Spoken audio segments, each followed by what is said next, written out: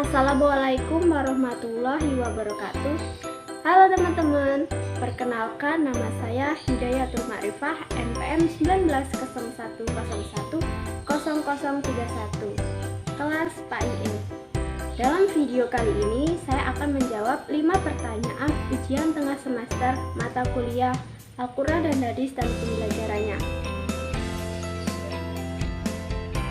Langsung saja saya akan menjawab pertanyaan pertama, yaitu bagaimana konsep Merdeka Belajar dan Pendidikan 4.0. Berikut jawabannya. Konsep Merdeka Belajar sangatlah berbeda dengan kurikulum yang pernah ada dan digunakan oleh pendidikan formal di Indonesia. Konsep pendidikan baru ini sangat memperhitungkan kemampuan dan keunikan kognitif individu para siswa. Berikut garis besar konsepnya. Yang pertama, asesmen kompetensi minimum. Perbedaan konsep pendidikan baru ini dengan kurikulum yang digunakan sebelumnya adalah siswa diharapkan mampu menunjukkan kemampuan minimum dalam hal literasi dan numerik. Fokusnya bukanlah sebanyak apa siswa mampu mendapatkan nilai melalui penugasan dari guru, tetapi bagaimana siswa mampu berpikir secara kritis menggunakan kemampuan kognitifnya. Yang kedua adalah survei karakter.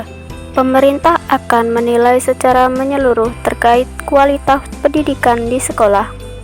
Bukan hanya tentang hasil belajar, tetapi juga ekosistem dan infrastruktur pendidikan yang tersedia. Dengan kata lain, pengembangan kualitas pendidikan bukan lagi tentang penerapan indikator kualitas tetap, tetapi berdasarkan data hasil survei terbaru terhadap sekolah. Yang ketiga adalah perluasan penilaian hasil belajar. Satu hal paling menarik dalam konsep Merdeka Belajar ini adalah adanya perluasan penilaian hasil belajar siswa yang tadinya hanya dari nilai ujian nasional menjadi penugasan dan portofolio. Kedepannya, siswa akan diberikan ruang untuk bisa mengembangkan diri mereka sesuai minat dan bakat. Keempat adalah pemerataan kualitas pendidikan hingga ke-3T. Merdeka Belajar juga dapat diartikan keadilan terhadap akses pendidikan yang setara bagi seluruh siswa di Indonesia. Oleh karena itu, pemerintah membuat kebijakan afirmasi dan pemberian kuota khusus bagi siswa yang tinggal di daerah 3T. Konsep pendidikan Merdeka Belajar memiliki fokus pada pengembangan kemampuan kognitif siswa. Artinya, siswa akan ditantang untuk mampu berpikir kritis dengan analisis yang baik. Kemampuan inilah yang dibutuhkan siswa agar bisa membuat keputusan yang bijak dalam menyelesaikan masalah. Sebab, dalam industri 4.0, basisnya adalah data teknologi. Dengan kata lain, informasi yang bisa diakses oleh semua orang. Dalam kurikulum pendidikan 4.0, pemerintah telah merancang standar khusus agar siswa Indonesia semakin terlatih kemampuan kognitifnya dan semakin mampu menyelesaikan masalah dengan baik. Baiklah, di sini saya akan menjawab pertanyaan kedua, yaitu apa rancangan perencanaan pembelajaran Al-Quran Hadis dan pembelajarannya yang Anda miliki dalam menyambut era pendidikan 4.0. Berikut ini jawabannya. Perancangan pembelajaran disebut juga dengan RPP atau Rencana Pelaksanaan Pembelajaran, yang merupakan pegangan seorang guru dalam mengajar di dalam kelas. RPP dibuat oleh seorang guru untuk membantu dalam mengajar supaya selesai dengan kompetensi dasar standar kompetensi pada hari itu. Lalu, Bagaimanakah perencanaan pendidikan dalam menghadapi tantangan era tersebut? Peran guru secara utuh sebagai pendidik, pengajar, dan pembimbing di sekolah tidak akan bisa digantikan sepenuhnya dengan kecanggihan teknologi, khususnya dalam mata pelajaran Al-Quran Hadis dan pembelajarannya.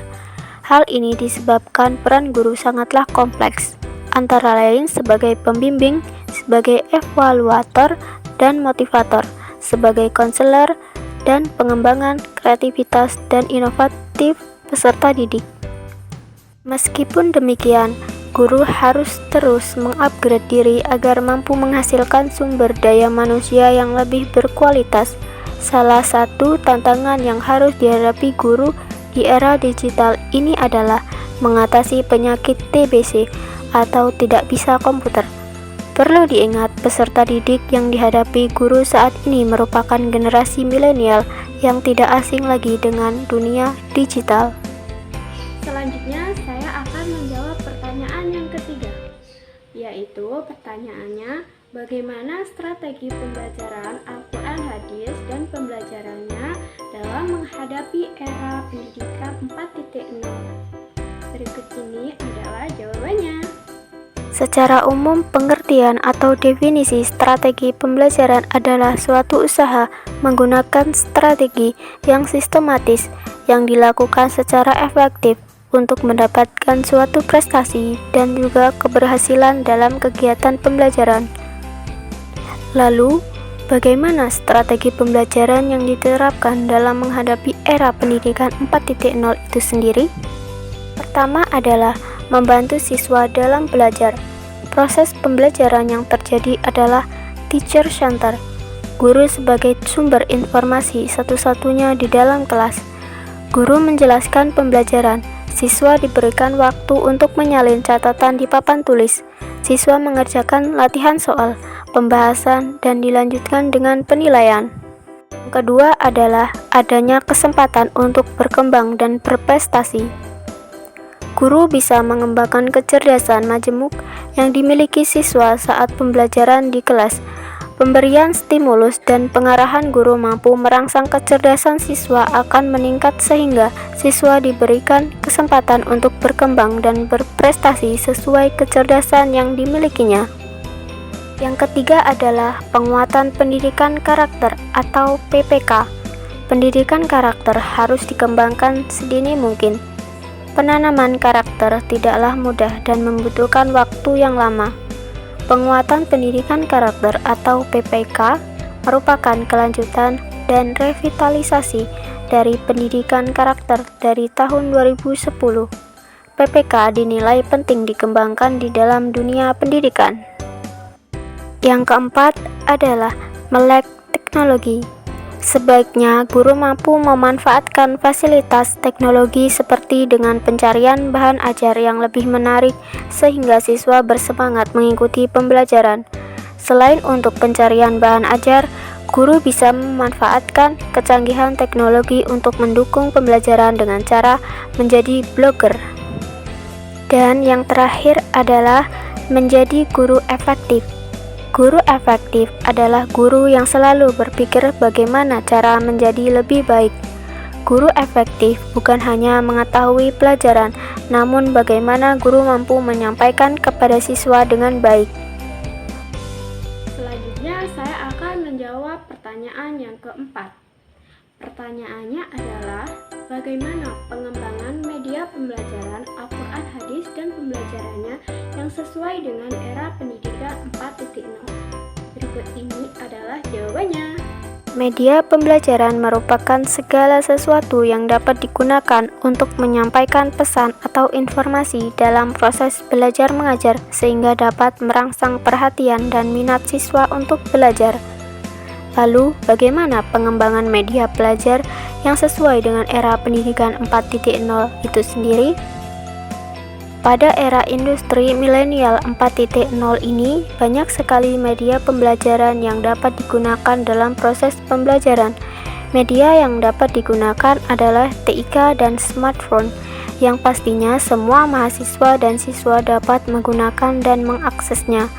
Oleh karena itu, kegiatan pembelajaran perlu menciptakan ruang sosial online yang mampu membangun dan memelihara hubungan sosial dengan orang lain. Berikut ini adalah macam media pembelajaran yang digunakan. Yang pertama, media pembelajaran berbasis ICT adalah alat yang digunakan dalam proses pembelajaran dengan memanfaatkan teknologi informasi. Kedua adalah media pembelajaran berbasis aplikasi Android. Adalah suatu produk media pembelajaran berbentuk sebuah aplikasi yang dapat diunduh atau di-download di smartphone berbasis Android. Berikutnya adalah saya akan menjawab pertanyaan yang terakhir, yaitu pertanyaan yang kelima. Pertanyaannya adalah, apa pembelajaran Al-Quran, hadis, dan pembelajarannya dalam suasana yang berdampingan dengan COVID-19? Berikut ini adalah jawabannya. Jadi, menurut saya, melihat kondisi pendidikan di Indonesia saat ini, pemerintah mewajibkan seluruh siswa, bahkan mahasiswa, untuk belajar jarak jauh atau daring yang dilakukan dalam kurun waktu tertentu. Hal ini dilakukan sebagai salah satu bentuk upaya negara Indonesia dalam mencegah penularan COVID-19 dan tetap meningkatkan kualitas pendidikan di tengah pandemi COVID-19. Perlunya penguasaan teknologi mau tidak mau harus dilakukan baik bagi siswa maupun bagi pendidik. Hal tersebut menjadi tantangan tersendiri bagi guru untuk memaksimalkan proses pembelajaran secara daring dan tantangan bagi siswa untuk mengerti materi dan tugas-tugas yang diberikan saat pembelajaran daring. Hal ini sesuai dengan kebijakan pemerintah, yakni prinsip kebijakan pendidikan di masa pandemi COVID-19 adalah mengutamakan kesehatan dan keselamatan peserta didik, pendidik, tenaga kependidikan, keluarga, dan masyarakat secara umum, serta mempertimbangkan tumbuh kembang peserta didik dan kondisi psikososial dalam upaya pemenuhan layanan pendidikan selama pandemi COVID-19. Baik, itulah 5 pertanyaan yang saya jawab dalam UTS Al-Quran, hadis, dan pembelajarannya. Semoga teman-teman dapat memahami dan mengamalkannya. Dan saya mohon maaf apabila ada kesalahan dalam pembuatan video kali ini. Dan saya berterima kasih kepada teman-teman yang sudah menonton, dan jangan lupa like and comment ya. Dan saya akhiri, wassalamualaikum warahmatullahi wabarakatuh. Bye-bye.